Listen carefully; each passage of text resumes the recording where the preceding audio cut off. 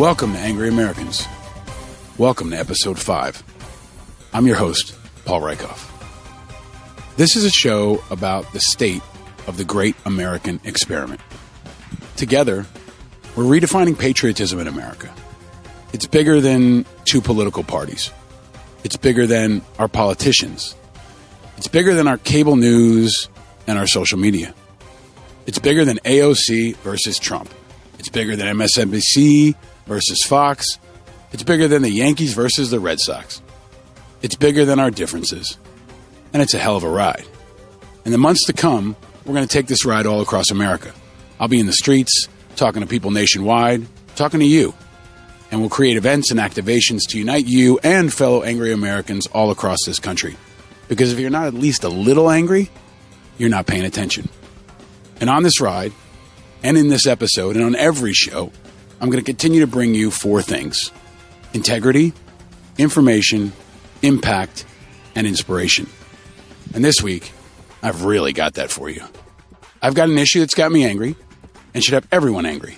And at the end of the show, I've got a critically important action, one that's truly a matter of life and death for one of our fellow Americans. And I've got a gift I'm really humbled and thankful to share with you. Every guest I have on this show will be an iconic, important, inspiring American, someone who shaped our country and will shape its future. Now, our first 4 guests have all done that. Willie Geist, Rob Serra, Ron Perlman, Peter Berg. They all shared, taught, challenged, and inspired. And on this show, we keep it real. You're going to hear a side of people that you haven't heard before, maybe you didn't know about, a side that I hope also leaves you inspired. And with this show, I also want to surprise you with information, with ideas, with intersections you might not see or expect. The great American experiment lives and thrives on intersections, the sometimes unexpected intersections between entertainment and sports, culture and media, love and war, celebrity and politics, especially celebrity and politics, and especially right now. In Donald Trump, we have a celebrity who became president. He followed Barack Obama, a president who became a celebrity. But this is not new in America, right? George Washington was a celebrity in his own time. Teddy Roosevelt was a celebrity, a folk hero. He was larger than life. JFK was a war hero, and he was a dashing leading man with a family straight out of central casting. And for all the recent right-wing bashing of Hollywood, remember, it was Ronald Reagan, a Republican, who was a professional actor before he became governor of California and later president of the United States. America's obsessed with celebrity. Maybe we always have been. And it can also be like a superpower. Celebrity can be used for good, or it can be used for evil, like the Avengers. If you're NFL superstar J.J. Watt, you can use celebrity to raise tens of millions of dollars for hurricane relief in Texas.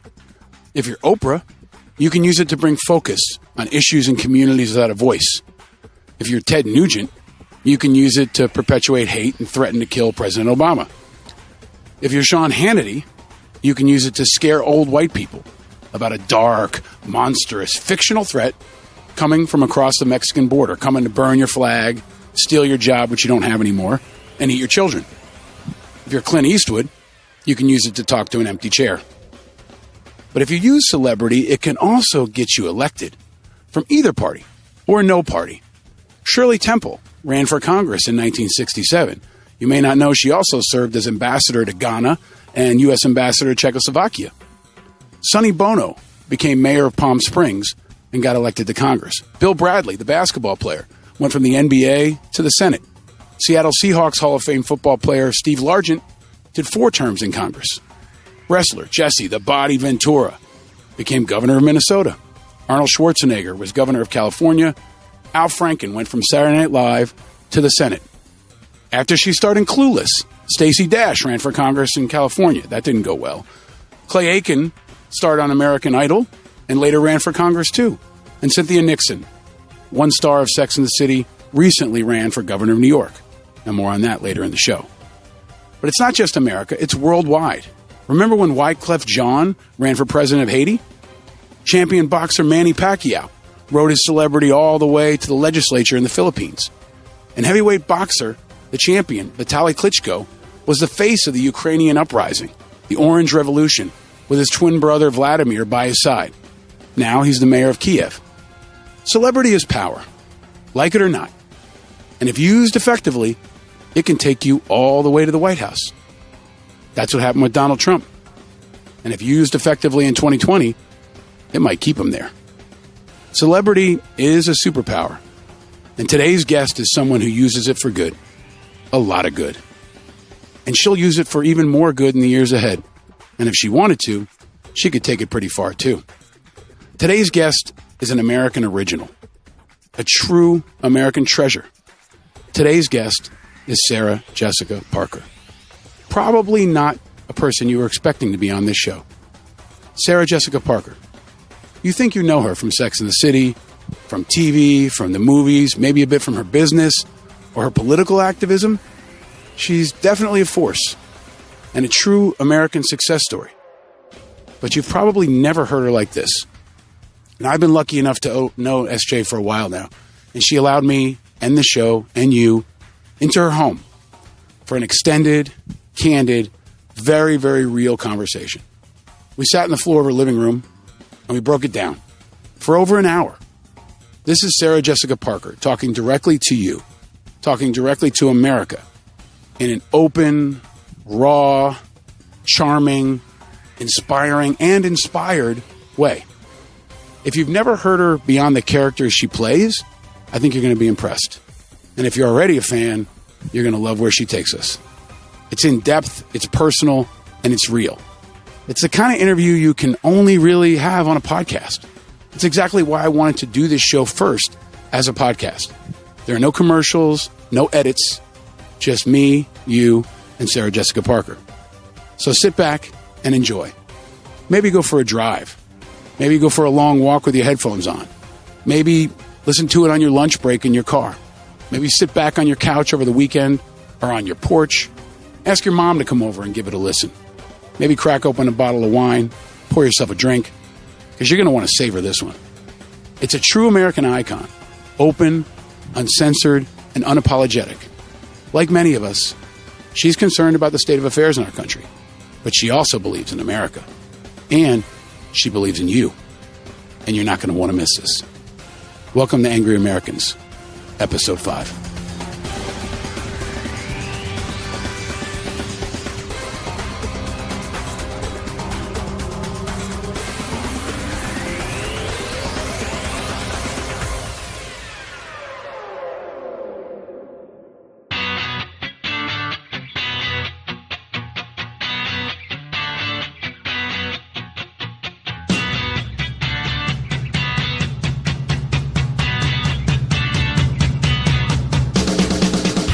Okay, here's what I'm angry about right now. This is an issue that has me angry. And after I tested it on social media this week, apparently it has many other people really angry. Scooters. Yep, scooters. Electric scooters. If you know what I'm talking about, your blood pressure just went up. I know it. If you don't know what I'm talking about, this is a new public transportation wave sweeping the nation. But it's gone way off the electric tracks. Scooters in America are out of control. This is bike sharing's dangerous mutant offspring. If bike shares were Gizmo and the Mogwai, these scooters are Stripe and the other nasty gremlins. They're stealing cop cars. They're killing Mr. Hanson, the science teacher. They're tying your dog up in Christmas lights. They're destroying the Montgomery Ward department store. They're destroying everything. And if we don't stop them, they'll destroy Christmas and kill us all. If Zipcar was legalized weed for the masses, these scooters are like the blue sky meth that Jesse Pinkman and Walter White cooked up for Tuco Salamanca. Electric scooters have gone from a well-intentioned idea to the measles of public transportation. Or maybe like bird flu or Ebola, because right now it's also spreading worldwide.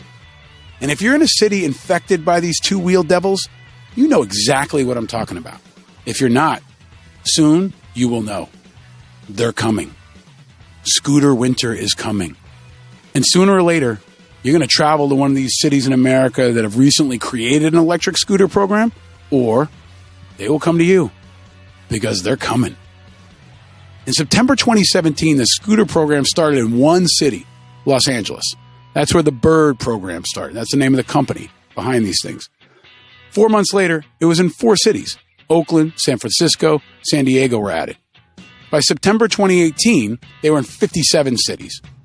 Crack didn't spread across America this fast.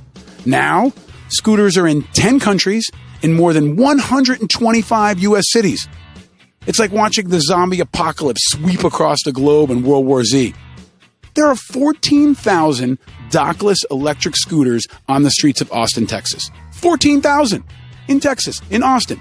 Soon, there are going to be more scooters per capita in Austin than tattoos or taco trucks. They're everywhere.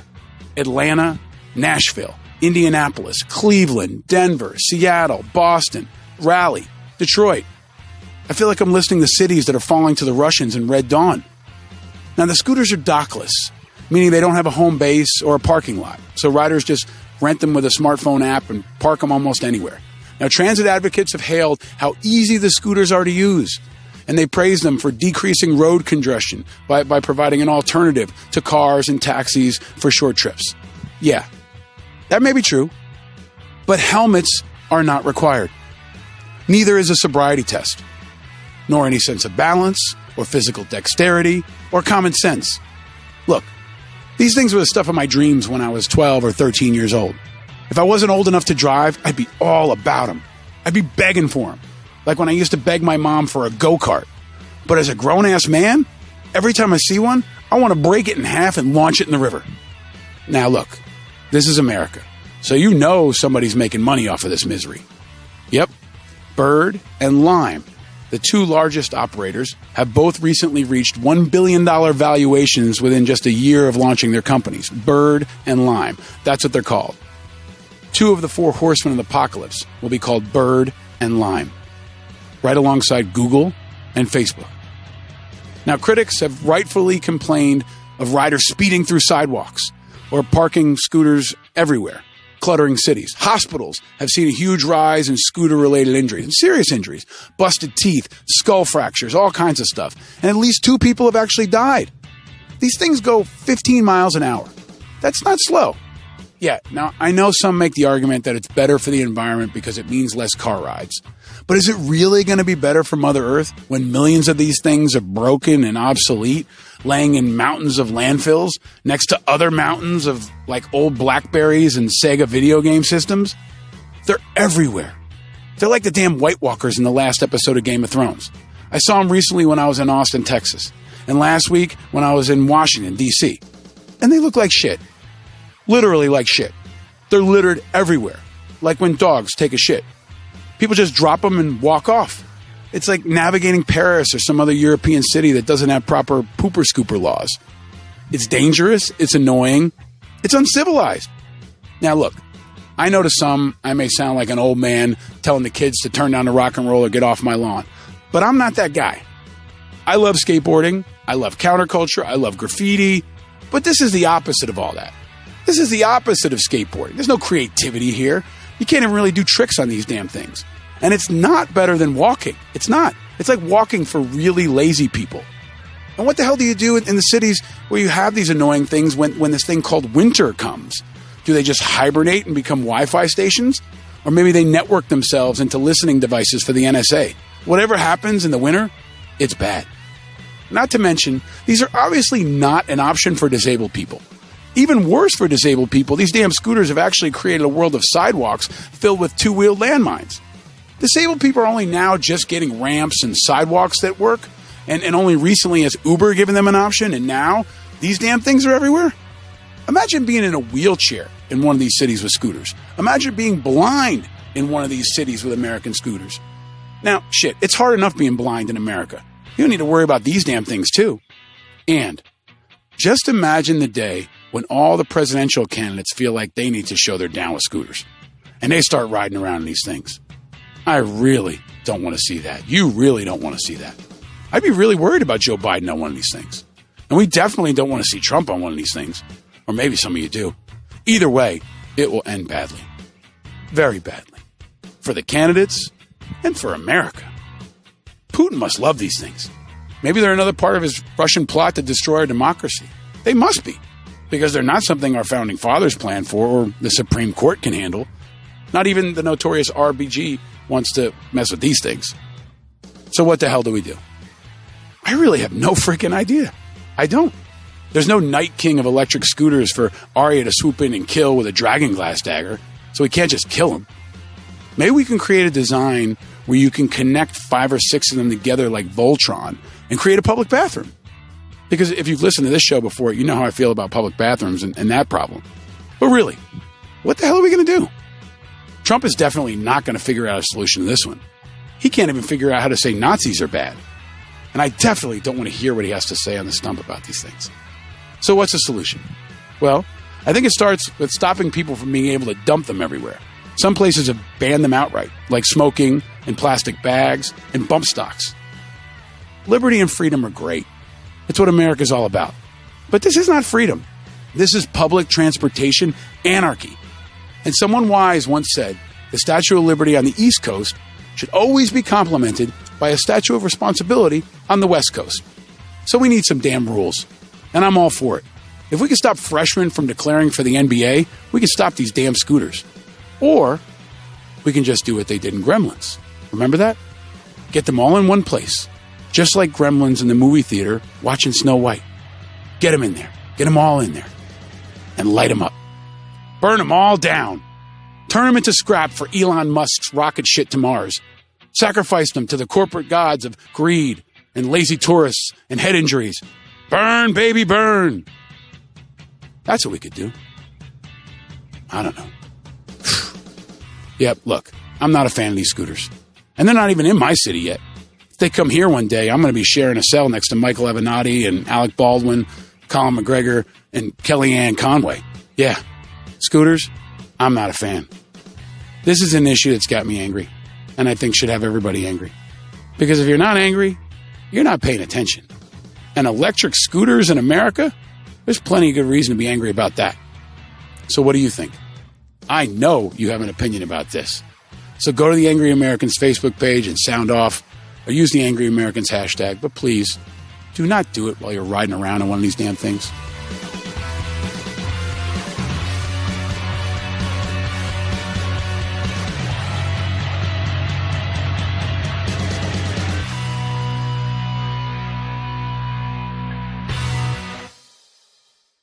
Alarm. The willies. The heebie-jeebies. Panic. Scooters. There are dozens of words for fear, but just one for an exceptional home security company to stop fear at your front door. SimpliSafe. SimpliSafe is a home security system that knows it feels good to fear less.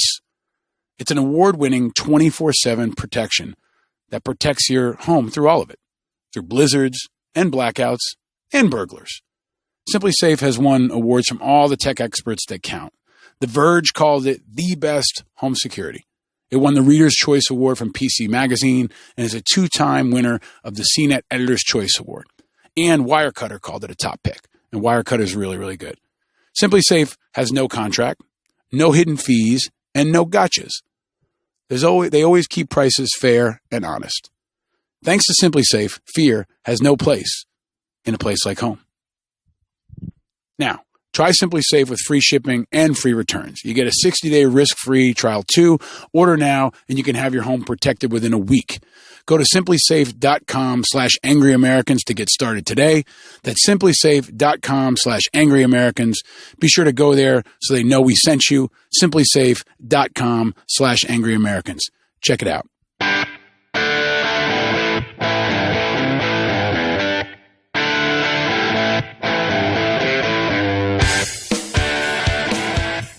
Okay, so we have an amazingly special gift of a guest with us for this episode. We'll see how you feel afterwards. I already feel that way, and I know America will feel the same. We'll see. For this episode of Angry Americans, we have a person with us that I think is a true force in America.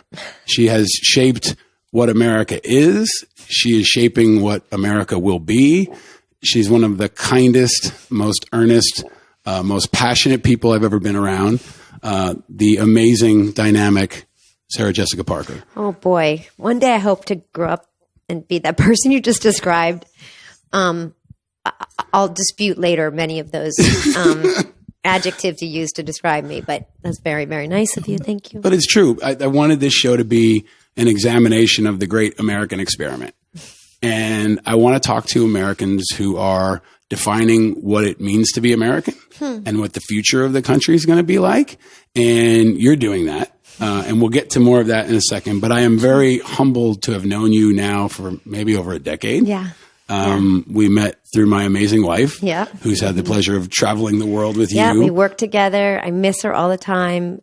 She is, once you have, and you know now far better and more intimately than I do, but you know, once you are in the wake of Lauren, it's just your world shifts and you see things differently. And I think one of the best, and probably what you saw in her so early on in your relationship was, you know, Lauren's a dreamer. Lauren never says no. When I was working with her, we were always pondering ideas. And even post her time with me professionally, as I've come to her for advice on looking for funding for nonprofits, she never says no.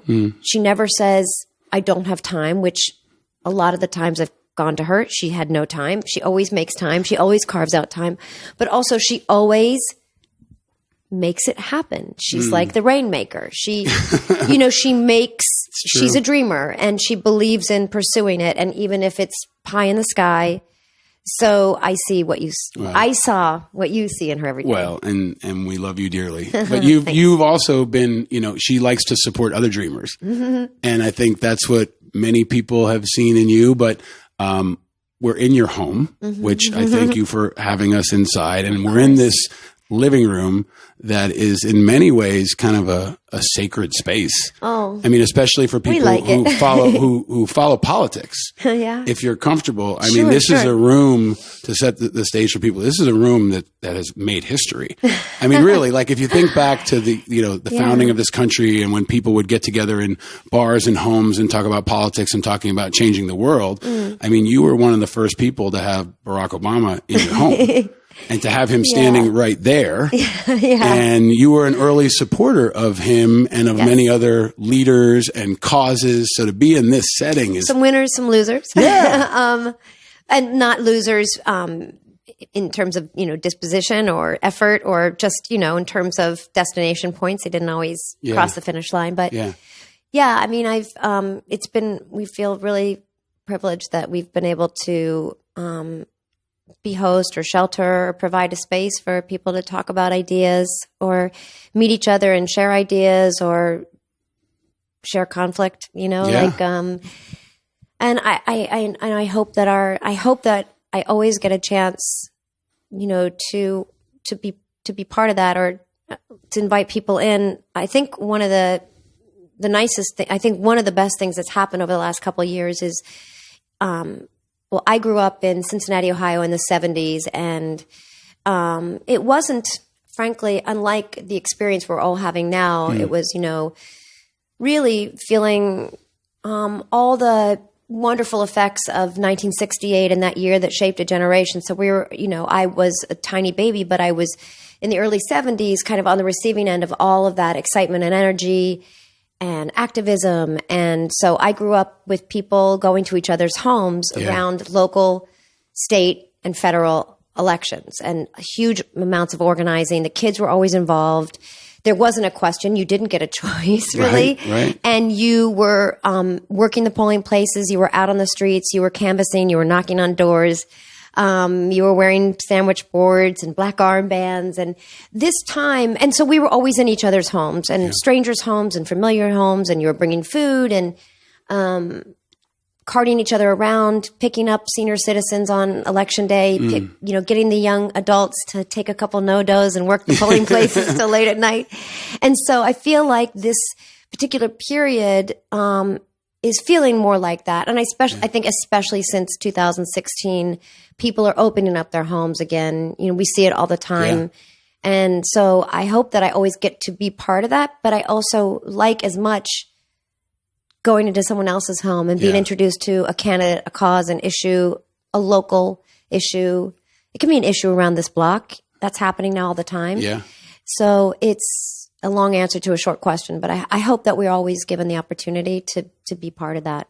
I think it underscores why I was so excited to talk to you, because people know you from the TVs in their living room. They know you from movies. And I think people who are close to you know how passionate you are about this country and how involved you are in causes, causes that matter. You've supported people with cancer. You've supported veterans and military families, so many political causes for human rights and equal rights. You've been really a political force in some ways. Not in helping. as much as I wish. I don't think I do enough. I don't think I've done enough, but the good thing about being an American citizen is that you can always come back and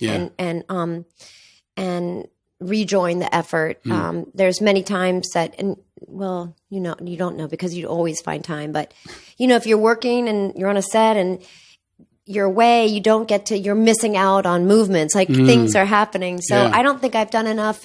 But I know that it doesn't mean that I feel like you can make up for lost time. But that's a testament to you, because you've got, you have this spirit where you'd rather be, at a march or involved in a cause than on a set. And you recognize the power that you have with this platform that you've built for yourself. But it seems to come from that upbringing. Like, people may not know that you came from a big family in Ohio and that kind of founded who you were. So that sense of spirit and community is something that has really, I think, been part of your success. It's why people root for you. It's why people feel like they're a part of your community, whether it's a show or a business. But I've been asking everybody to go back in the way back machine. And I've been asking all my guests to help us understand, the origins of who you are. And cars are kind of a part of America. So Sarah Jessica Parker, what was your first car? Okay. So, it's a slightly jumbled response, and that's only because, all right, so we grew up and we only ever had used cars. We didn't have any money growing up, so we were always the owner of a used car, and a used car that had at best months less to offer on the road. But we were a family of 6 and ultimately 8 kids, so we destroyed cars very quickly, and basically the only cars we ever had were Volkswagen buses, and because they could fit our whole family, and a Country Squire station wagon. So those were our cars growing up. And they were always used, and they were always on the verge of breaking down. Or I have memories of my father, in the back of a Volkswagen bus with literally he's like, who's got a shoestring? Pull out a shoestring. I'm not kidding. And one of us would pull out a shoestring, and he would be in the back, which that's where the motor was on Volkswagen buses. And with his hands making the engine work by pulling, attaching a shoestring to an engine. So these are my memories of cars. Wow. So the car that I learned to drive on, if you can freaking believe it, was a Volkswagen bus. Wow. And the rule in our family was you couldn't get your license if you couldn't drive a stick shift. My parents were like, you're no good in the world if you can't drive a stick shift. You can't travel because in Europe, that's good you're parenting. not a driver. You're not a woman or a man. Right. If you can't. Now, that didn't mean you had to take your driver's test on a stick shift. But my older siblings all took their driver test on a stick shift, which I think is hilarious. So I learned on a Volkswagen van, but then I was in Los Angeles and I was shooting Square Peg, and I could get my license there sooner because California had 16-year-olds. You can get your permit and like that. So the local police officer, who was the police officer affiliated with our television show, there's always a police officer on a show. Okay. He taught me how to drive on the lunch breaks in Norwalk, California, in the big parking lots of the high school where we shot. And then I took my test on someone's borrowed automatic Honda. And then I purchased for my family a Honda Accord. Amazing. In title, that was my first car. But really, that was really a car for a family. It was the Volkswagen. That's what I learned to drive on. What color was that? The Volkswagen that I learned to drive on was it was a sort of poppy scarlet red with a classic cream top. You know how they have just one band of color. Yes. But we had blue. I knew Volkswagen hearing you buses. describe a car would be special, right? You weren't going to give me just it was red, right? It's going to be immaculate detail around the intricacies of the color. Because it wasn't the red that some of the Beetles were. Right. Those Beetles were a barn red. Do you remember? Okay, Those were a deeper Yeah. blue brown red. But this was that brighter kind of, I'm going to say a cross between vermilion and poppy. But people have to Google what those colors are. I can pull it up for you right now. But we also had that sort of sky blue one, not light blue, but like, you know, it was a special blue. That blue one used. We also, I think, had we had a red one. We had a blue one. We might have had a brown one. But then my first car that I owned was, I think, was a Saab. Wow. Do you remember Saabs back in the 90s? Yeah, that was my first car, and I loved it. Kind of a period piece car. It was like beautiful. That was, at the time, a Saab was a thing. It was a Saab Turbo. And that was a cool car. Yeah, and I really liked it. You don't see too many Saabs anymore. No, but that's a beautiful car, and it's a great car. And I think it was, if I remember correctly, I think what made that car really special is that it was built by engineers who also made airplanes. And it was a Swedish car, I think, the Saab. I don't know. Is it? Yeah, Maybe. I think it's a Swedish car. It was a fantastic car. I loved it. And then I came back to New York and didn't need a car forever, you know. So right.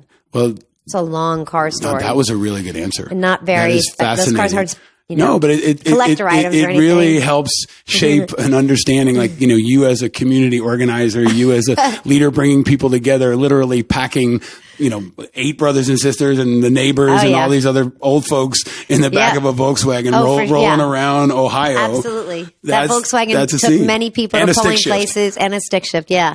And bare bones, you know. Yeah. Not a stick shift that was covered. You know how some of them had like a sort of tent that surrounded the stick to the top.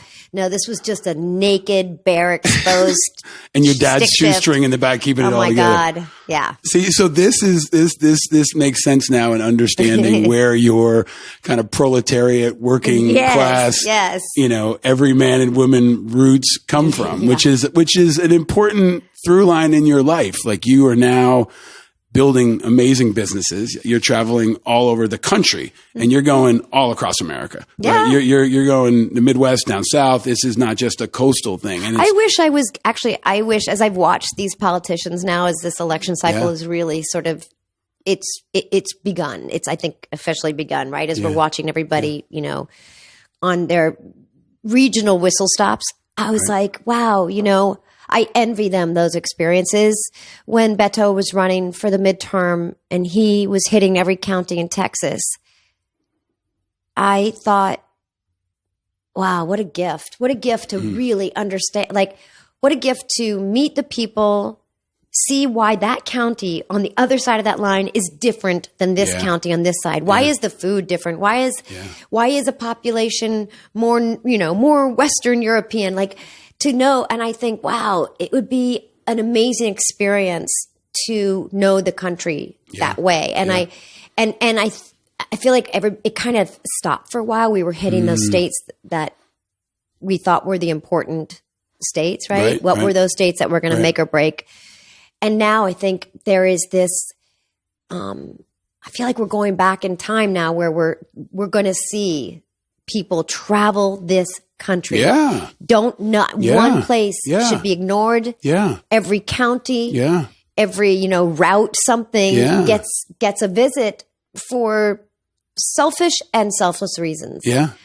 So I'm not traveled like that, but I sure wish I could. But you have a deep connection. Your fan base is so diverse and so committed, and you've done so many different kinds of creative projects over the years where people probably feel like they know you on some level, but to see the country through your eyes, I think is a really magical thing. I was talking yesterday with Bob Carey, the Navy SEAL, Medal of Honor recipient, was governor, president. You've probably met him in political circles over the years. And I told him, academia for a while. Yes, he was the president of the new school. Yep. And he's had some interesting opinions lately. He always has some interesting opinions. Yeah. But he has a very deep sense of the country and of patriotism. And I told him, part of this show is about my concern for the state of our country, the state of our experiment. And he said, I'm not that concerned. And one of the reasons he said he wasn't concerned is because he says, we have really great real estate. He says, America is amazing real estate. Our mountains, our forests, our oil, our rivers. I mean, we picked a pretty good place to start a country, right? Yeah. And when you go across that country, it feels like many different countries within one. But the real estate itself, our national parks, all these amazing resources. If we protect them, right? Are really maybe an underappreciated resource that we've got, especially in times like this. Yeah. But it was clarion for me in thinking about how important and how diverse, the big country is, from Hawaii all the way down to Puerto Rico, right? Yeah. Which now people are remembering as part of this country in a powerful and important way. But that's right. But going to a question, that's I why always, they should be able to vote. Yes, I mean, so I'm going to let you run on that and any other issues you want. But I want to ask you, what's something that makes you angry? I think I have to separate like the little things that make me angry when I'm watching the news, which are just really a source of more. I think frustration and anger can be confused, and we can. I think the line between them gets like very blurry. Yeah. But so because you asked this, and I was really thinking like, what makes me angry? That's outside in the world, not just in my home. But I was thinking the thing that really makes me most angry, and the thing I think I feel most like really genuinely confounded by is why we can't disagree anymore. Like I feel like I'm totally like it's debilitating. Like that. And I think the reason it makes me angry is that we can no longer have conversations with people whose opinions are different than our own, whose ideology is different, their politics are different. They see the world differently for all sorts of legitimate reasons. And because conversations aren't being had anymore in homes, at the grocery store, on the bus, at pickup, they're happening via primarily social media, which doesn't allow for any nuance or real, like people aren't going to, write paragraphs. They're going to write sort of the easiest, like, how do I express myself most quickly with as few letters as possible? And how do I make this other person know that they're wrong and I'm right, or they're bad and I'm good, or they're inferior and I'm superior? And I think this is nothing new. I'm not saying the thing that's making me angry is surprising or fresh, or that other people aren't feeling it. But it does feel like it makes me angry when somebody, when people don't allow each other to disagree and still be respectful and listen. Yeah. I'm certain I have so much to learn from somebody who thinks differently than I do. I'm positive we all have endless experiences of conversations that change you. It doesn't mean you're fundamentally different, but you are certainly awakened to, or far more likely to consider, you're inclined to have it like penetrate in ways that you're not even aware of. Yeah. But I'm angry that we can't disagree. I'm angry that civil disagreements, which are informative and productive and painful but good for us, they just don't exist. Yeah. Like you'd have to have a playbook for it now.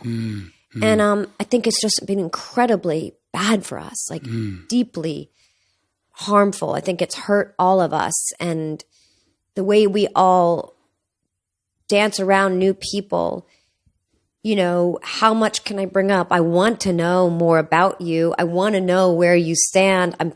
I'm scared to ask. I think you're going to think already you've projected onto me that I think you're wrong, bad, stupid, illiterate, uneducated, blah, blah, blah, blah, blah. Right. And you think I'm elitist, blah, blah, blah, blah, blah, blah, blah, and or that I'm privileged and came from money and I don't know, I can't touch upon, I can't feel, I can't empathize, I can't sympathize, I can't know, I was born in Appalachia. Like, I know about Appalachia. My mom was a teacher. I came from no freaking money. I was on government assistance. I understand that, but I also happened to, I got a part on a television show and I made money, but that doesn't separate me. So please let me hear you. Right. Please let me hear you. Please let me share with you that I think we have so much more in common than most of us would allow us to see in one another. So that's what I'm angry about, is that we just can't do it anymore. Or for the time being, there is a moratorium on talking about our differences. Yeah, I think that's really powerful and important. And it makes me, think about you wear a lot of hats and you're an amazing mother. You're a parent. And I think that gets lost in these discussions on Twitter when someone's, yelling at someone, especially if you're in the public eye. There's an idea that they understand you and they can, that folks can say things at you that they might not say on the street, right? They could scream at a stranger on Twitter in a way you wouldn't. I'm not on Twitter anymore, but Instagram is equally available. Be nasty, and I think there's a loss of civility. Yeah, definitely. And you are always a kind and generous person. You're changing that in just the way you treat people.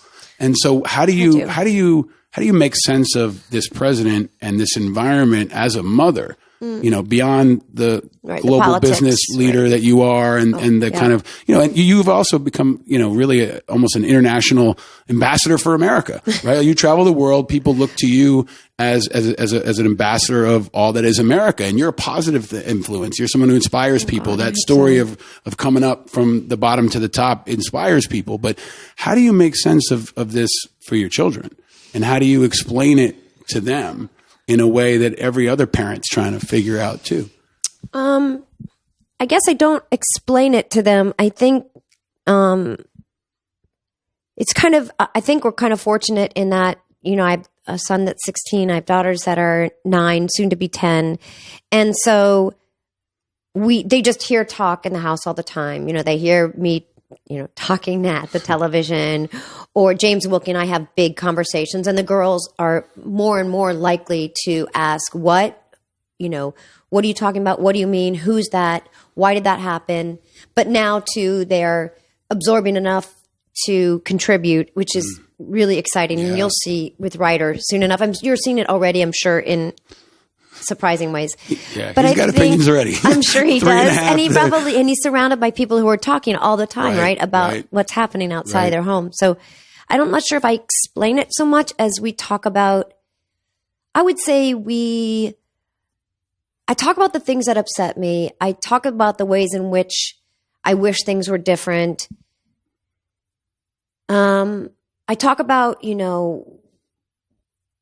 how we can be involved if, in the old days when everything was different and simple and innocent, we'd be like, you can't be a, Monday morning quarterback if you didn't play on Sunday, Sunday afternoon. And it's sort of like that. I sort of talk about things like that, meaning you got to get involved. You got to care. You got to join.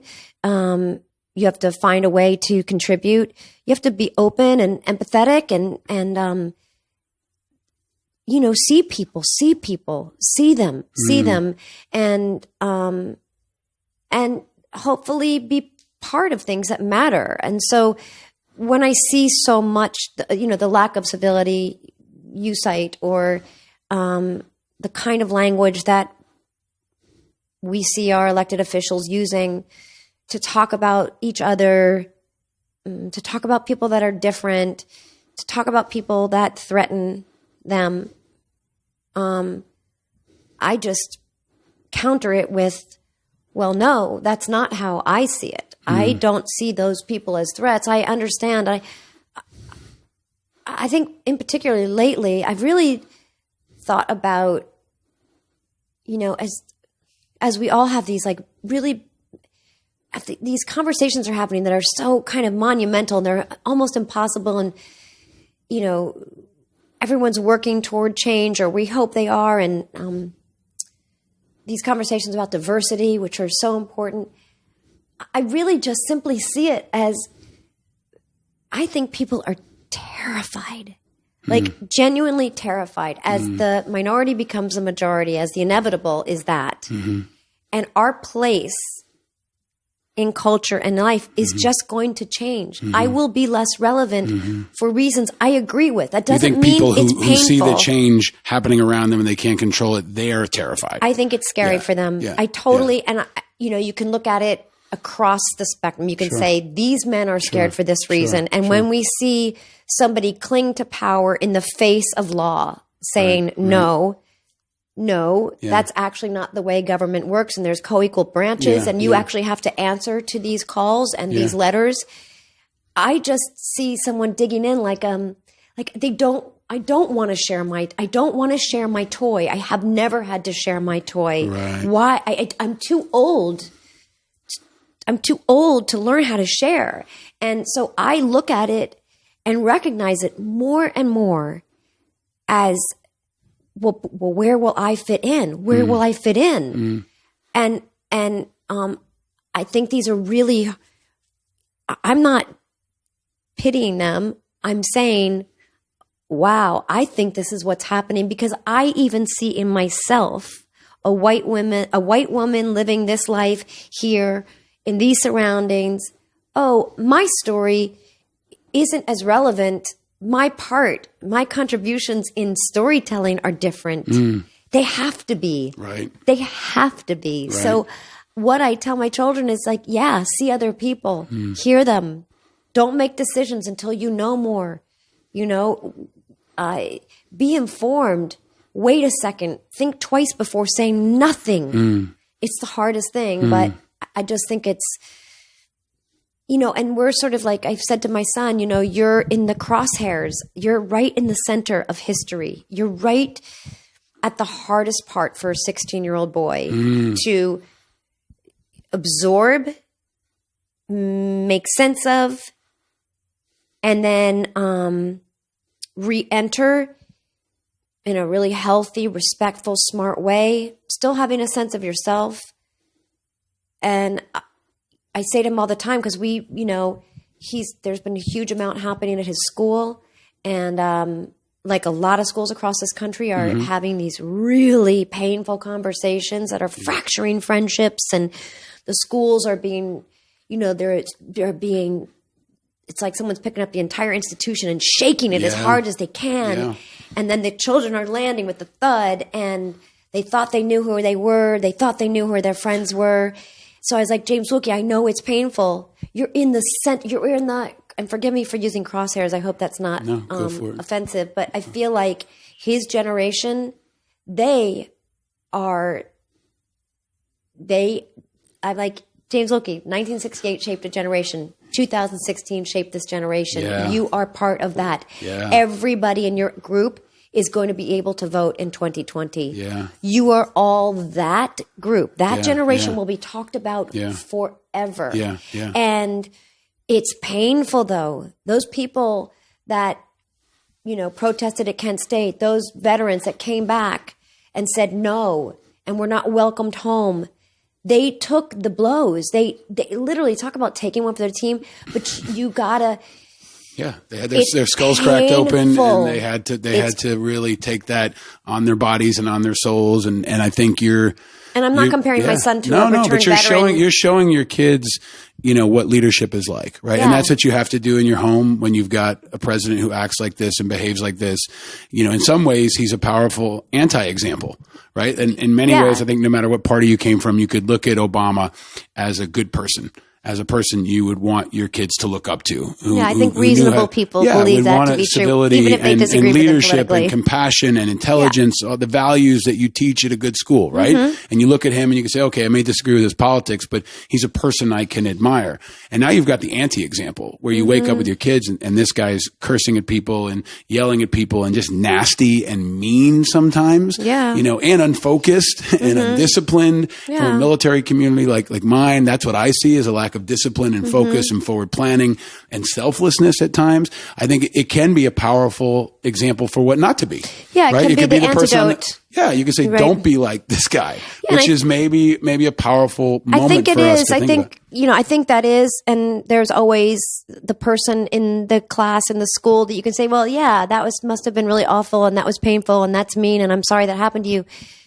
But now you know how you never want to treat somebody. Yeah. You never want to be the person that levels that because you were on the receiving end of something that made you feel terrible, embarrassed, ashamed, little, unincluded, marginalized. Right. So don't be the person that does that. Yeah.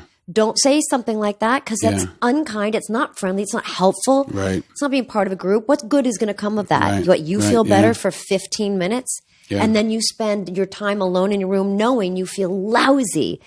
So, all that stuff I think that you've mentioned about, our current president, I think the thing too that's, so much of it's stunning, just the exchange of language and words and, all that is really, it stuns me. Honestly, it's stunning. But I think the thing that probably bothers me the most, like if I'm at my most reasonable and I can understand, the erosion of why I'm concerned about, I guess would be just simply, honestly, no sense of history, no sense of, these government institutions and the levers that we've relied upon that are not perfect. I understand that. And,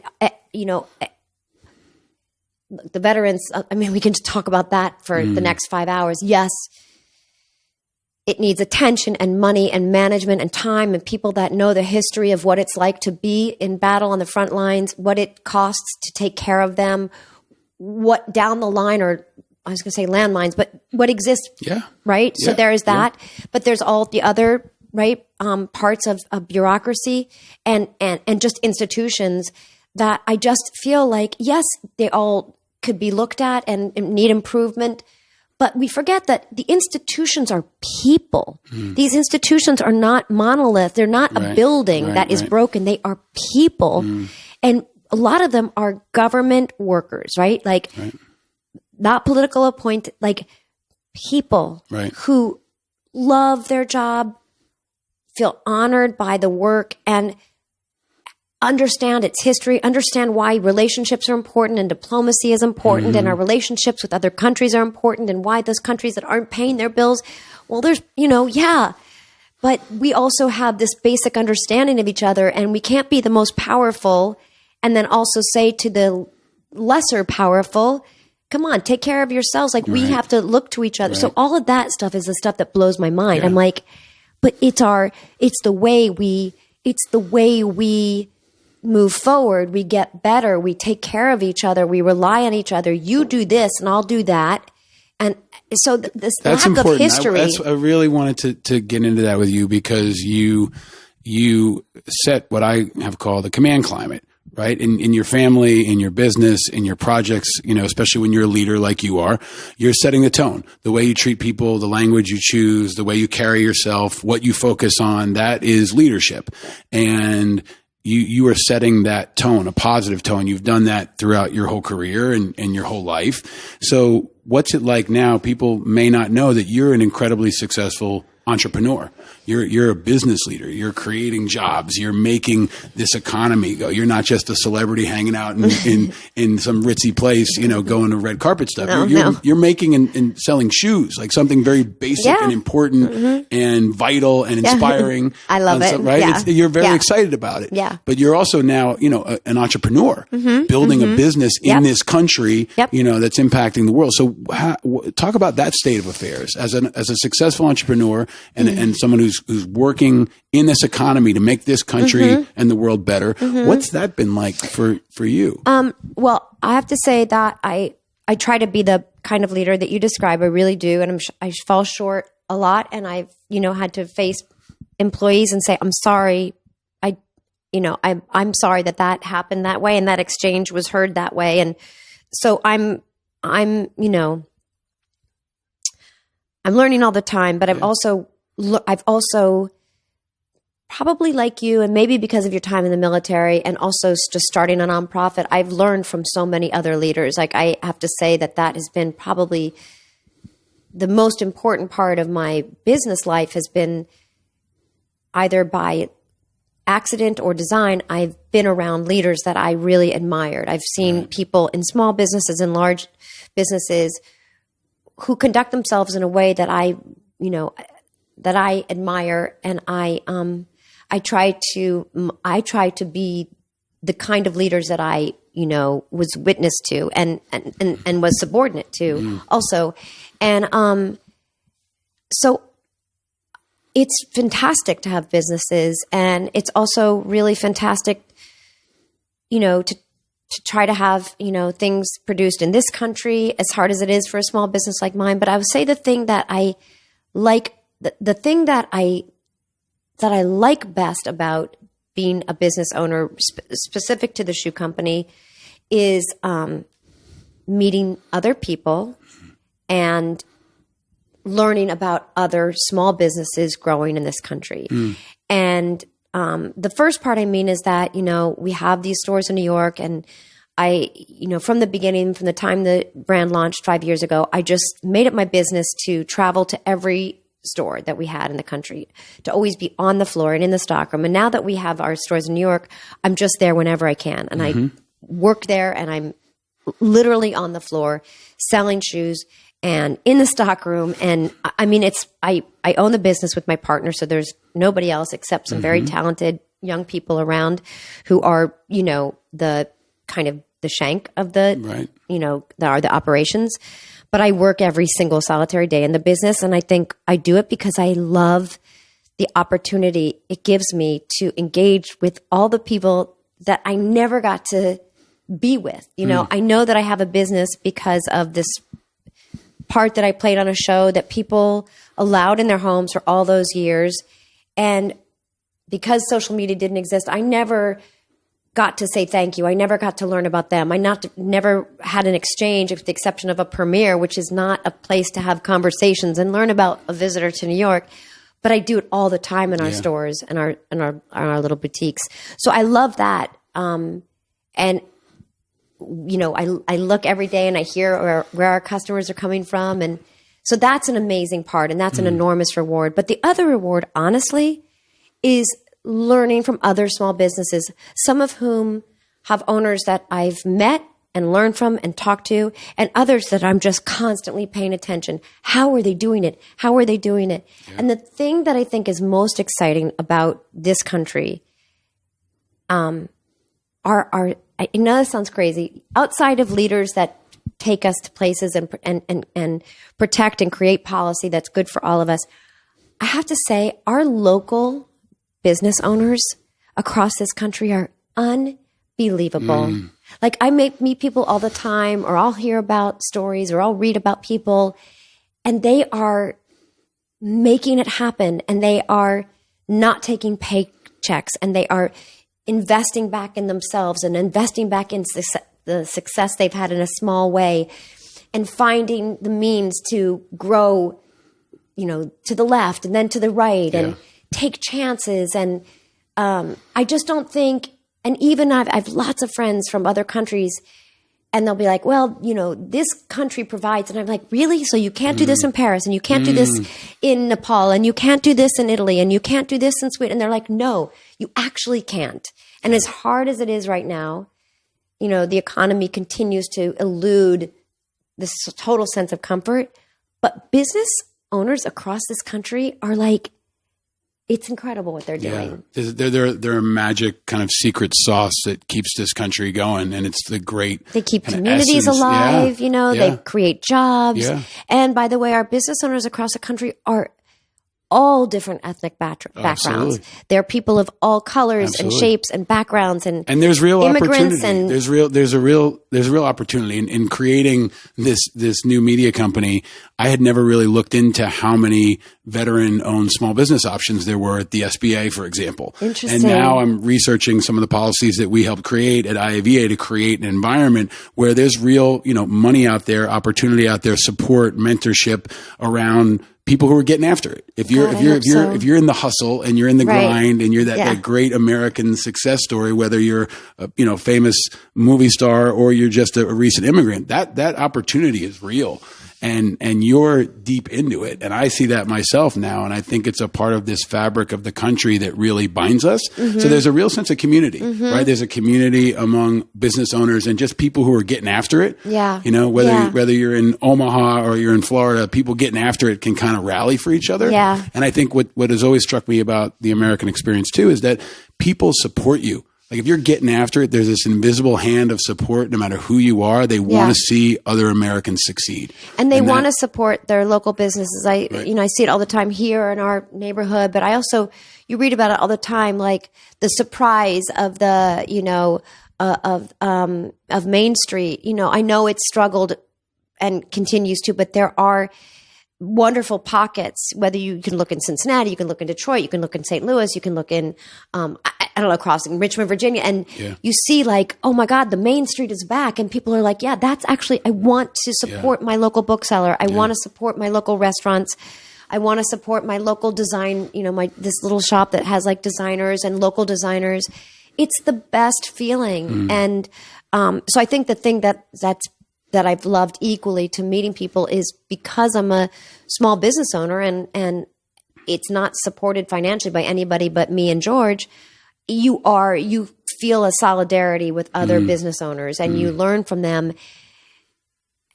And just this idea of like people like, you know what, I'm just going to grow. I'm going to put it on my credit card. I'm going to do it. I'm going to keep doing it because I know I have to grow. I know I have to do this. I'm there. That's It's me so right now. scary. I showed up here with my backpack and I told you this is my production studio right now. We're sitting on a rug on your floor. Yeah. There's no crew. It's one little Zoom hookup in my backpack with the signs I was using in Times Square. And I've got, a lot more opportunity and connections than other people. But when people see you getting after something, they get into it. Yeah. But you also approach things, SJ, with care and love. There's kind of love in it. So when you walk into one of your stores, and I think you know this, my wife almost went into labor in your store. So like Lauren was like about to go into labor. She's like, I said, what do you want to do? She said, the baby's not coming. Let's go see a movie. So we go to see a movie at Seaport and by the Seaport, right? And on the way, she's like, let's go look at SJ's store. Let's go. I love the store. So we go into the store and I think I texted you a picture and I was like, Lauren may literally go into labor in the store. And then we went in the movie. Her water broke in the movie across the street from your store. My freaking God. And then we went over to the hospital and had the baby a couple hours later. Yeah. So your store, maybe had a positive impact in the birth of our child, but we almost had the first baby born in one of your stores by total coincidence. That would be amazing. But I want to go one other direction if I can. Sure. You are on this show for me because you care about veterans and you care about so many other causes and you've been so inspiring and you and I have talked about this for a while, but would you ever run? I want you to run for mayor. No, I told you I'd run if you ran. I know, but I've told you I'm not a fan of our current mayor here in New York City. I'm not. Disappointing. Yes, and I'm not a fan of a lot of politicians in this country. But I think if you ran for mayor tomorrow, you'd crush everybody. No. If you ran for president tomorrow, you'd probably at least be top 10 in the polls. No. But I don't. You have close friends who have run now. Cynthia ran for governor, and you were very close to that. I'm so freaking proud of her and glad she did it. And I think we'll be feeling the effects of the Cynthia effect for a while. I think she was really good. And we're talking about Cynthia Nixon, who ran for governor of New York against Andrew Cuomo in the primary. Yep. And had long been an activist in New York. Grew up her whole life as an activist. A variety of issues. Yep. But ran a pretty inspiring campaign and outsider campaign. And definitely moved him left. Definitely. I mean, I don't mean left. Let me do it this way, because that's not the end all be all. I think she moved him toward conversations that were really important to have. And he listened. He heard her. And it wasn't the kind of campaign. I mean, I feel like I wish he had been I found him to be, on occasion, I wish he'd been more sophisticated about attacks. He dragged me into one. I was like, what are you talking about? I don't have a tea shop. What are you talking about?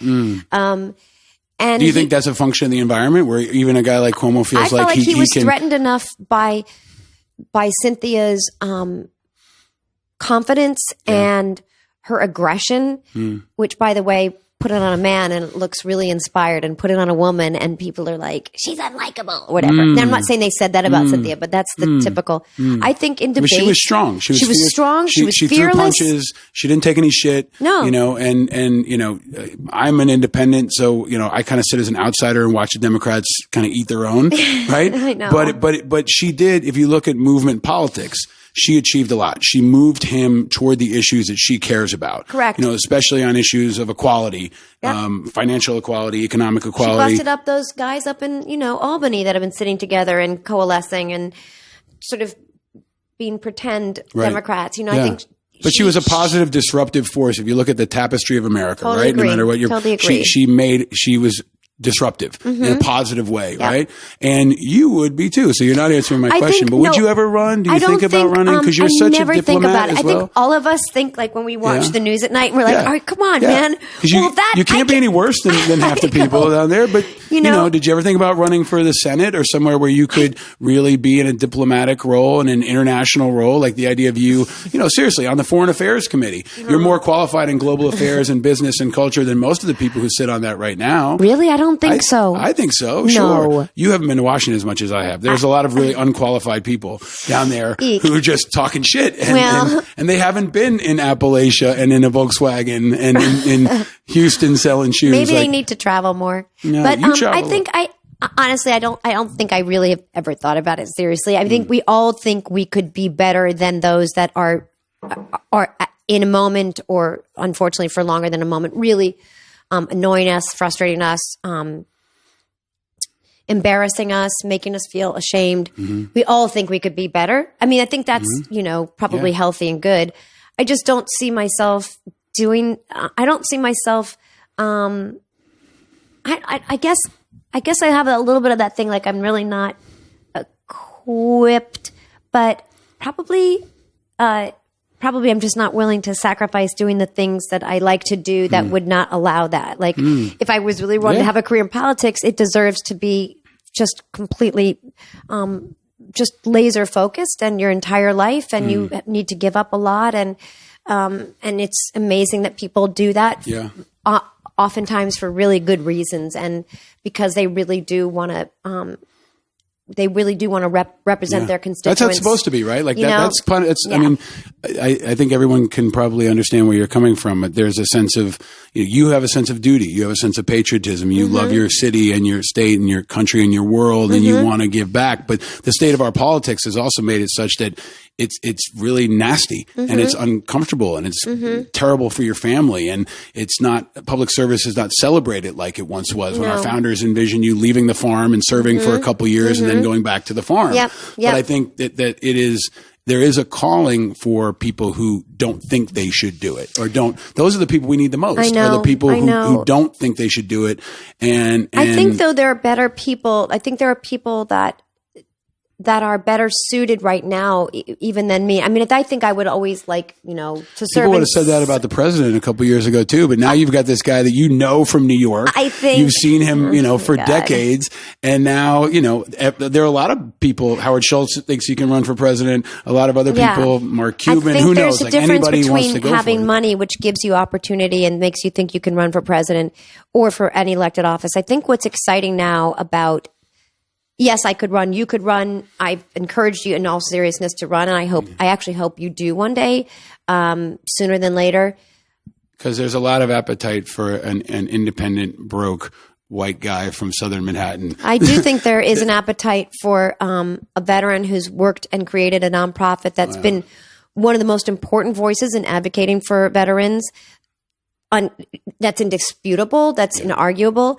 I think someone who's not living, off fat paychecks in the southern tip of New York has every right, and has more so to talk about what's important, and policy affects you and your family and those veterans of all colors and backgrounds and sexual orientation. Yeah, man, I think you have a lot to contribute, and I really do hope, and I will say this off mic as well, I do hope you run one day when it's right for you and your family. But it's also hard as an independent, right? Like that's something that it is. Part but of I think show it's going to become less and less so. I think And I also think I can make more of an impact. I think there's a Right part of this now, conversation yes. too, right? I can make more of an impact with this show, with the work that I do in philanthropy, by writing, by trying to do some policy analysis and some leadership direction. Also being counseled to other people running for office. I mean, we've seen a lot of people that we know run, and that shit sucks. It's hard. Like, I don't want that for my family. Yeah. I don't want, especially Congress. Like, nobody wants to be down for dollars every year. Yeah. And I think all of us are looking rough. for. That's part of what this show is about finding ways to make an impact. So I think you've been very, very generous in like talking us through your thought process. But you are driving politics in this country in a different way, and that's true for Sean Hannity. It's true for Howard Schultz. It's true for a lot of different people. Right now, it's true for every Yeah. citizen. And I guess what I'm saying is, sure, who doesn't have a fantasy of being part of the conversation or in the room where it happens? But I think right now, what I'm excited about is, well, just for instance, all these women that ran. Yeah. That's who I'm hoping. That's who I'm encouraging to run now. More voices, more diverse voices. And I don't just mean it like arbitrarily. I think it's really exciting. Look, it's proved to be really challenging for the Democrats right now to have so disparate voices and points of view. And they're not just generational, right? Yeah. They're ideological. Yeah. And it's hard. And, it's hard to wrap your head around some of the more, like controversial ideas that are surfacing and being offered up. But it's really, really good for us. So I could run, but anyone can run. I mean, I think the guy down the street, George Capsis, who you've met, who is the publisher of the Westview, in my opinion, yeah, man, he should be running. He's 80-something years old, so I don't think he's really has plans on it. We but need there more are some of the 80-year-olds who haven't been in government to come back. And if they had the time and the money and the resources and the support, wisdom, there are lots of people in this country should run. And so, but I so you're not going to declare on Angry Americans. No. We had Willie Geist in episode 1 basically said Joe Scarborough was running. Ron Perlman told us in a recent episode that he is not running, although he had declared before. You're not running. I'm not running, so but I am excited about the people who I think should be running. I was going to actually ask you if you don't mind. So who are you excited about? And you haven't done an endorsement. I don't know if you will do an endorsement. I mean, I don't know whatever that. They may all come through this. They may all come through this living room at some point. I've had conversations with a bunch of them, and I'm excited about the offerings. I'm excited that there are so many. I'm also, by the same token, I hope we can focus, and I hope we can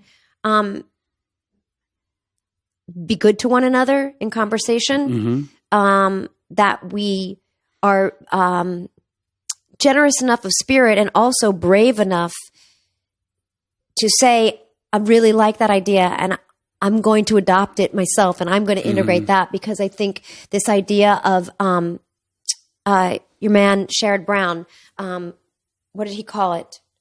The dignity of work. How did he describe that? Yeah. What was his beautiful motto that he was, as he was touring the country with his wife, and I guess really pondering the idea of a run himself. Yeah. And from Ohio. From Ohio, a great man and an extremely exciting leader. And it's curious to me that he didn't choose to run, which I think also says something.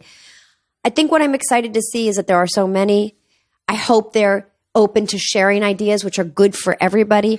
I hope they're, my guess is they're smart enough and are focused on a victory in 2020, that they are willing to step to the side and support each other. And that as a party of people who are sharing basic fundamental, ideas about what we think is good for us as Americans, I really hope we can get behind one person. Do you think so? To that point, one person. Yeah, to that one person. To that point, I talked in previous episodes about Mark Twain's quote where he says, "I'm not a member of an organized party. I'm a Democrat." The Democrats are kind of on the verge of eating their own. Do you feel like they can do that? Like, can they unite around one candidate and enough. It's up to the candidate who emerges. I think you think that's a the real primary question of challenge for the leadership. candidate is to ask them how they can unite all the other tribes? It's like Game of Thrones, right? Like how are you going to bring all the families together to focus on, what many people consider, the zombie apocalypse that's coming, the great threat to the future of our country, which is how many in the Democratic Party view Trump, right? So that may be their biggest challenge, right? Is figuring out how to organize all the others. But I feel as if we're not mature enough, if we're not introspective enough, if we're not honest enough with ourselves to recognize the ways in which we fell short as a party in 2016, then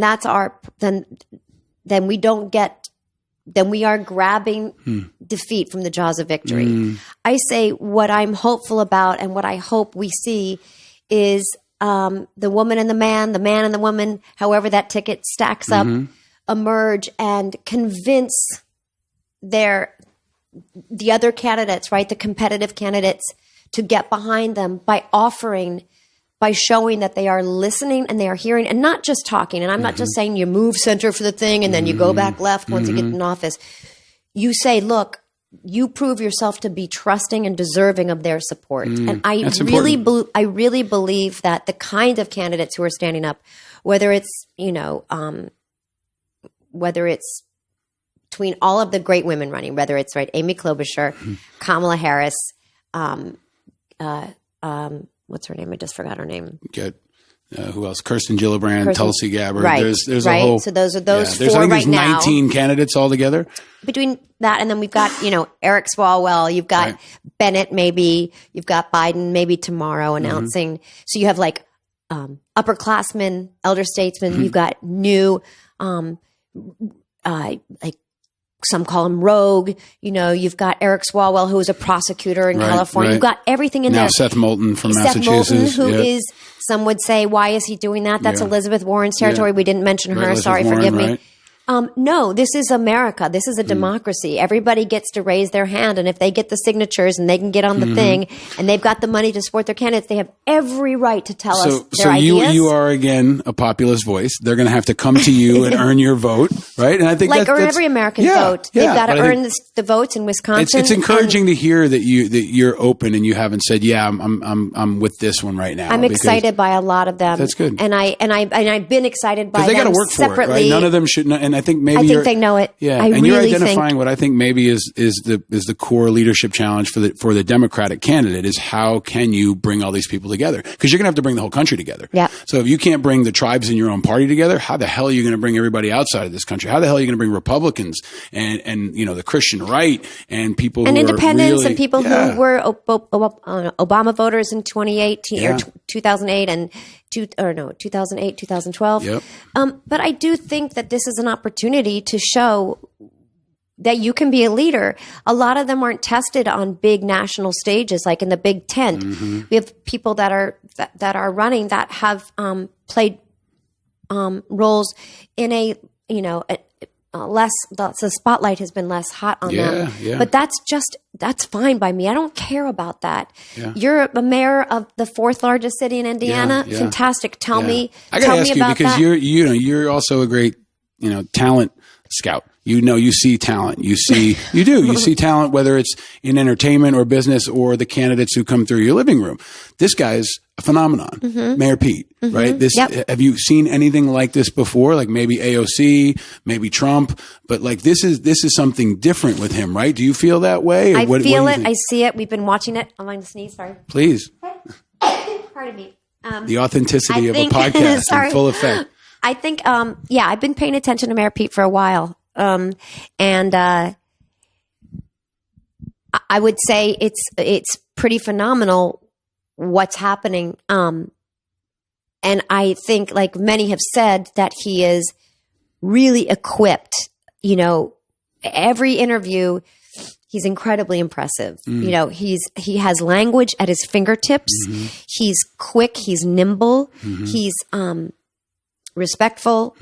He's a man of faith, and he can talk about all of that. He can talk about his experiences in local government. He can talk about his experiences as a as a vet. He can talk about his experiences as a college student, as a lover of language and many languages. So I think it's really impressive. I think he has the opportunity to capture some people who really turned away in the last election. But I also, by saying that, I want to say that let's not forget we felt really excited about Beto not 4 or 5 months ago, right? 6 months ago. When was the midterm? I think we had turned over a huge amount of our hope to Beto. And I think he, by we, you mean the real Democrat? I think the people that were excited and the people of Texas that came out and made that such a close election. I think that speaks to the kind of candidate he can be. And I don't want him to be eclipsed right now, not because he is being diminished, but because this is what happens, right? We get these blitz, we get these these heartbeats, these irregular heartbeats. Especially in the Democratic Party. They say all the time that Democrats fall in love and Republicans fall in line. Right. And the Democrats are going through that love affair with different candidates at different times. But in the end, can they coalesce? Who's your spouse? You have to make a commitment. You want to have an affair, you want to date, you want to go on, and have a quick fling. Who is your spouse? And so it's kind of America is a character in Sex and the City kind of working their way across the tapestry of single people. Yeah, they're courting. They're courting, and they're playing the market. Like they are available. They are single. They're on Tinder. They're on whatever it is. And they are, and they all need to be heard. And I don't want people to give up, panic. Like I think about the numbers changing in this recent New Hampshire poll, right? Where Mayor Pete was third behind an unannounced candidate, right? And Biden. Bernie, who's, powerful and effective, and he's colorful and bold. And, but we need to hear from all of them. We need to hear, and we have to also, we need to hear from the women. How do you say her name correctly so I don't mess it up? Tulsi Gabbard. Right. Yeah. She needs to be heard. And I want to make sure that the press doesn't do that thing they do where they pivot and the spotlight's on Mayor Pete because he's exciting and smart and interesting and has a lot of promise and potential. And we miss the other conversations that are happening because those conversations are happening with Klobuchar, with Kamala, with Elizabeth Warren, who's getting a lot of attention lately because she's brought out some big policy stuff that's exciting and terrifying to some. So I want everyone to be heard. That's a great challenge for the candidates right now too, is can you grab the news cycle without just creating headlines or without doing damage, right? Like Trump has become a master of grabbing headlines, and AOC to some extent now has been able to find ways to keep her issues and herself in the news. And sometimes they're intertwined, this powerful celebrity candidate thing that's now emerging. It's always been true in America, right? If you think about JFK or Ronald Reagan, they were somewhat celebrities, right? But now with Trump, there's this really powerful intersection of the two where politicians want to be celebrities and some celebrities want to be politicians, and they're interchangeable. So that I think is going to be really exciting to watch. I think it's going to be exciting to get into debates, and then ultimately, if the current president is willing and brave enough to be in a debate forum, which I'm not entirely convinced he is, to be honest, I think that is where it's all, I think that's where it's all going to land, because I don't think that I think the thing that we have to see from the Democratic candidates is who is equipped to do sword play with the current president, the way he likes to play, but also, and not be diminished, right? Not be little Pete, little this, little that, blah, blah, blah, whatever those, juvenile, sophomoric, disrespectful little monikers that he likes. Crazy Joe, he calls Joe Scarborough. Whatever that is, right? Yeah.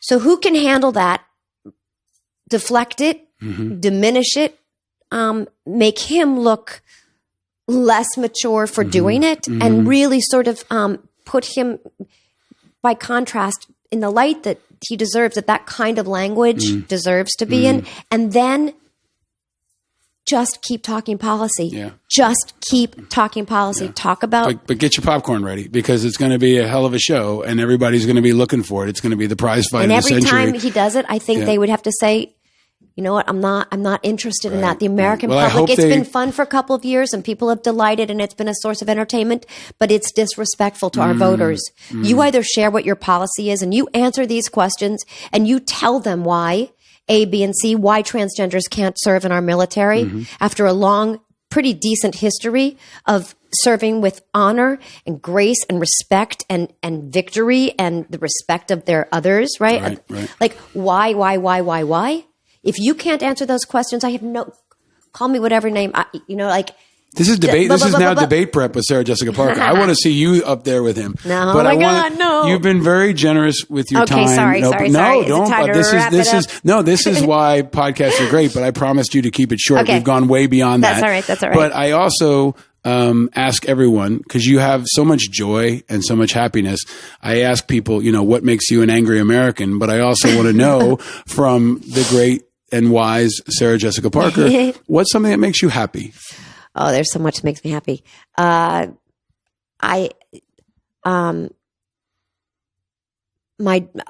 a bunch, and some of them are, I think families and parents will recognize my daughter playing me a song on her recorder, that she's worked really hard on. They do it all the time, but I love it. I can't explain why. There's something so completely seductive and charming and touching about somebody, about my daughter's playing the recorder, which they take pretty seriously. It's a required instrument at their school, which is not unusual.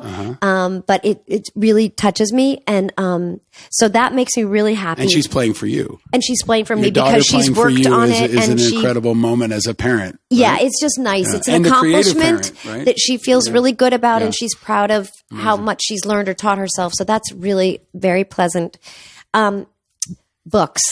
Books make me very, very, very happy. And I think the thing that extends from my own personal enjoyment of reading is the way it connects me with other people, strangers across the globe. Books have, I think, the singular ability to cultivate empathy, because you can travel to places you don't know and will never visit, and cultures that are entirely different than our own, that are radical, literally, and are radically different. And then when you share it on social media, the reason I point it out as something that makes me happy is because it's almost singularly the one thing that I can talk about on Instagram that is not controversial. People love to share titles and talk about books and how books have, with the role they've played in their life. So books make me really, really amazing, happy. And I'll say the last thing that makes me really happy is when I swipe my Metro card and I run down the stairs and the train is like, I look down and I see lights coming and I'm like, oh my God, the timing is perfection. Which never happens. You're also happy because it happens so seldom. It doesn't happen a lot. Maybe it happens for you. I feel like they should run the subway especially for you because it's like a scene and they may be shooting it. I got to meet that guy. Which guy? The guy who runs the MTA. Yes, and what I was going to say on Instagram, which I was terrified. For folks who don't know, there's an amazingly dynamic guy. I'm trying to look up his name right now. Who runs the MTA. He's from England. Andy, he's British. Yes. And he fixed the entire the subway system in Toronto. Yep. And now he is, I think, a source of hope and inspiration for many New Yorkers and all Americans. And he's in a thing, right? Allegedly with our governor. He is battling the governor. He is battling the bureaucracy. Did you notice they've been very, what is his name? His name is Andy Byford. That's it. And I actually ran into him on the street. You did? I did, because I'm a fan. I'm a huge fan of this guy, and they did a 60-minute special on him. And I said to him, you are you are always my favorite candidate for mayor. But I turned to this guy, I said, dude, you're awesome. Will you please run for mayor? Please fix this shit. Fix this city. Our mayor's a disaster. Oh, no. Maybe he'll run for president. But if you don't know, Andy Byford would love to have him on the podcast. Oh my God, he'd be fantastic. He is a vehicle for many angry Americans, because this is a theme in this show. Is not just the subways, but my hashtag is our infrastructure sucks. There's a very heartbreaking article in the Times now about the Great Penn Station that was eliminated. It makes me cry. But so many great institutions were built, infrastructure pieces were built, and Andy Byford gives us hope for the future. Can I just say one thing to Please, Mr. Byford? Because I was actually going to say it on Instagram. I thought people would go bananas and they wouldn't know what I was talking about. And being cryptic that way isn't particularly fun for most people. Please, Mr. Byford, please don't leave. Please settle your any differences, which everybody has been very, graceful about. Yes. Cuomo and Byford have all and their spokespeople have been like, no. The differences are easily, we can cross this, whatever. Yes. So please, Mr. Byford, I've never seen him. I've been waiting. I waited for his arrival. It was such a big deal when he got here. We have an enormous amount of hope. Our eggs are in his basket. Yes. So I just hope that he doesn't give up on us. I know the city is enormously challenging, but I really hope he get him on the podcast. I think having your endorsement will be the biggest populist boost. And I want to meet him. He's gotten his poll numbers are going to bounce by 20% just based off this endorsement. But I think you're right. He is a guy who, look, infrastructure is an issue that frustrates everybody, no matter where you are in this country. And I think he is a source of hope on that issue. And if you can fix the New York City subways, then maybe you can go fix our roads. Maybe you can go fix Washington. This guy is one to watch. I really think he is. Why don't we have better trains? I want to travel on trains more. I travel on a train every chance I get. I always choose a train. I adore trains. I have two little boys who are obsessed with trains. You and I could do a whole podcast just riding around on trains talking to people. But also, why aren't we not supportive? I guess I know why we're not supportive. That's another issue that for the next time you come on Angry Americans. I also have gifts. I've been giving them to guests. Boy. And so what is it? This is something I gave all the other guests. And it's my daughters are going to freak. Easter is over. Tabitha went to 6 stores looking for Peeps. But we love Peeps, right? Oh my it's just God. I did it with Willie and that's I did it sweet. with Peter Berg and I have blue, yellow and pink Peeps. But here's the question too: of the colors, Sarah Jessica Parker, which color would you pick? Traditionalist, yellow. Yellow. Why yellow? I think because it's what I think of as the original, the OG of Peeps is the yellow. I mean, I think the Peeps in pink and blue came later. Yeah, they did. So I tend to I gravitate toward sort of my past. I think I'm sentimental. And I'm nostalgic, and the yellow Peeps are. I think for most people of a certain age, they're the ones that Andy Byford gets the Sarah Jessica Parker endorsement. Yellow Peeps get the endorsement. I also have been. I know you are famous for the cocktails your characters consume, and this is a podcast, so I'm opening. This is a very New York City liquor store bag. No way. I got you. You can open it later or now. But tell me that I want to make the sound on your. What is? It is a. Should I open it later and tell you about it? You can open it later. It's I'm going to give every guest an American whiskey. Oh my God! And so I do this thing where I go to the store and I try to find one that speaks to me for that person.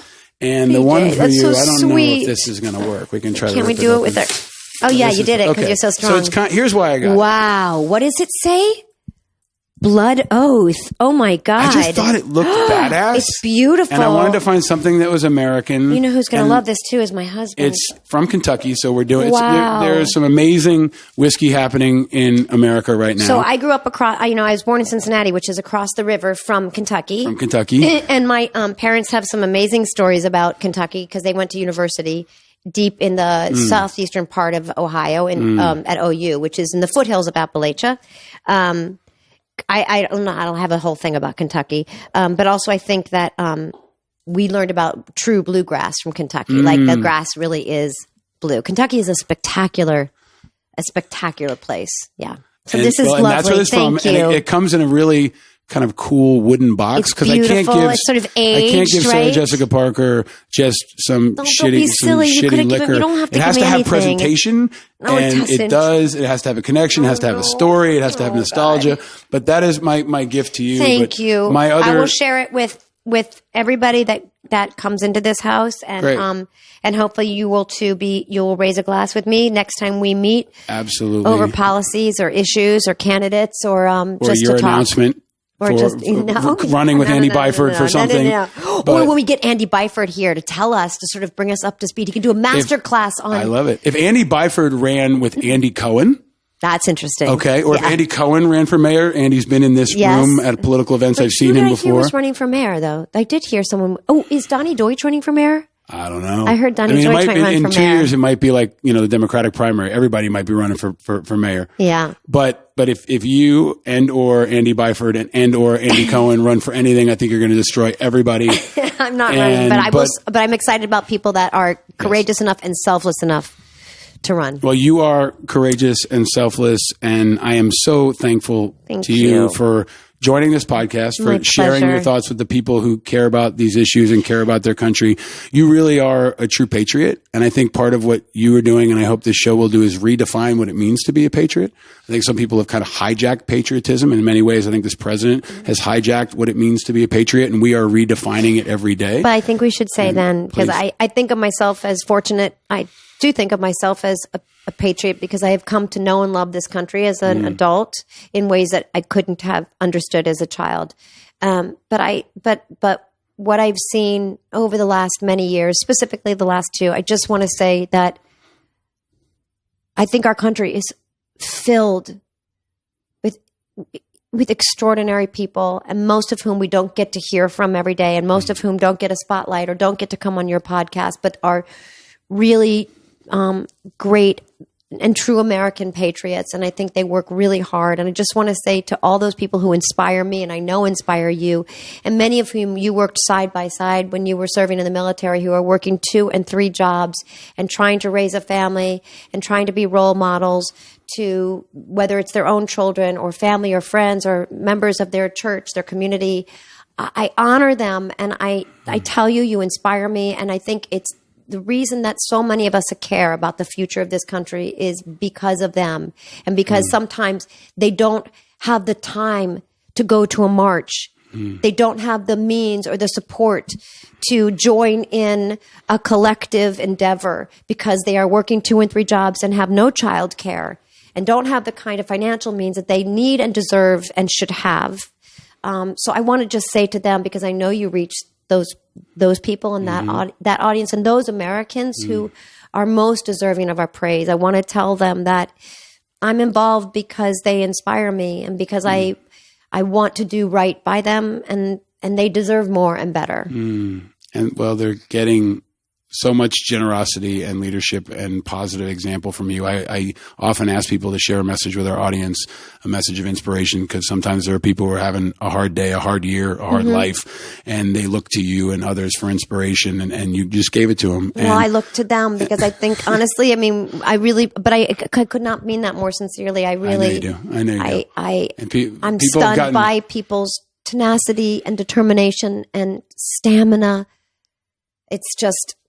It's heartrending and deeply inspiring. Well, you are, as I started, an American that shaped the fabric of this country. And you are, if people didn't know before, they know now. You're shaping the future of this country. I'm a sheep, not a shepherd. I'm just following along with those who are leading. Humility is a great leadership trait, and you demonstrate it every single day. We in the Angry Americans community appreciate you and salute you. And on a very personal level, I am so grateful for your friendship and your mentorship and your example. And you just kick ass and do so many good. You've taught me to be a better parent and a better person. And I can't thank you enough for joining us on this show. And I hope you enjoy the peeps and the whiskey together or separately. I was going to say together or separately. Thank you. Thank you.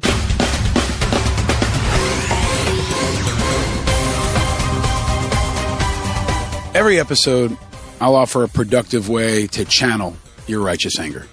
And today, I've got a new issue and a new action. It's a serious one. There's a fellow American who needs our help, our focus, and our attention. That fellow American is a guy named Austin Tice. Unlike the president and all senior administration officials, I was at the White House Correspondents' dinner. If you were there in D.C. or you watched it or you read about it, you probably heard that it was really focused on protecting the First Amendment. Beyond all the black tie stuff and the celebrities, the event's really about celebrating and protecting the First Amendment.